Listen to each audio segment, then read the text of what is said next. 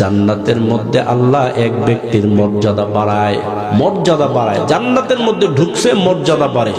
এবার ওই লোকটা আল্লাহর কাছে বলল, আল্লাহ জান্নাতের মধ্যে মর্যাদা বাড়াচ্ছেন কি কারণে? এই সওয়াব তো আমি করি নাই, জান্নাতের মধ্যে যে আপনি আমার এত মর্যাদা দিচ্ছেন এটার কি কারণ? আমি তো এই আমল করি নাই।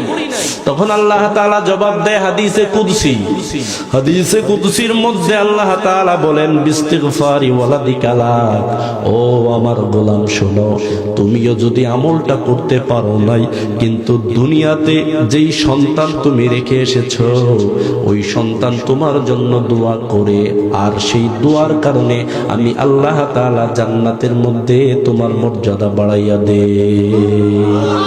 সম্মানিত ভাইরা, সন্তানের দোয়ার কারণে জান্নাতের মধ্যে মর্যাদা বেড়ে যায় পিতামাতার, সন্তানের কারণে পিতামাতার মর্যাদা বেড়ে যাবে কিয়ামতের ময়দানে, সন্তানের দোয়ার কারণে পিতামাতার কবরের আযাবটাও মাফ হয়ে যায়। সুবহানাল্লাহ বলেন।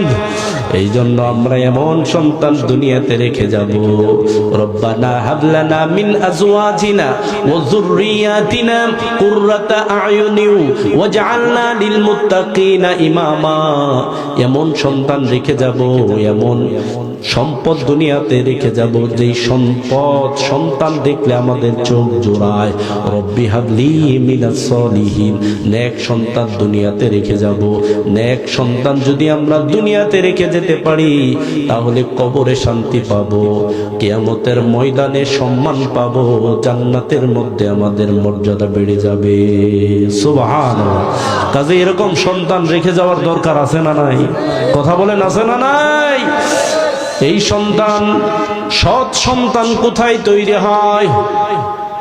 সৎ সন্তান কোথায় তৈরি হয়? সম্মানিত ভাইয়েরা, স্কুল মাদ্রাসায় পড়াবেন, পড়ান, কোনো সমস্যা নাই, কিন্তু আপনাদের পায়ে হাত ধরে বলে গেলাম, সর্বপ্রথম কোরআনকে আপনি, সন্তানকে আগে আপনি কোরআন শিখাবেন। কি শিখাবেন? কোরআন শিখাবেন, কোরআন শিখাবেন, হাদিস শিখাবেন। ন্যূনতম ইসলামের প্রাথমিক জ্ঞানটুকু সন্তানকে আপনি দিবেন।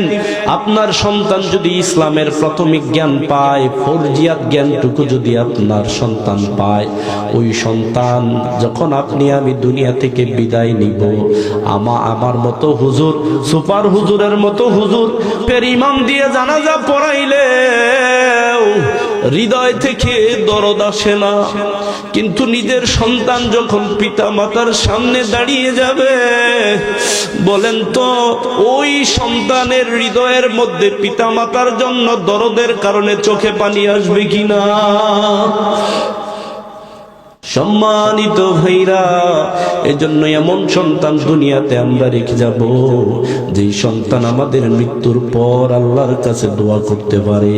কিন্তু এমন সন্তান রেখে যাব না যেই সন্তান বছরের পর বছর চলে যায়, মাসের পর মাস চলে যায়, সন্তান আল্লাহর জন্য দোয়া করে না। বলেন, এরকম সন্তান দুনিয়াতে আছে না নাই?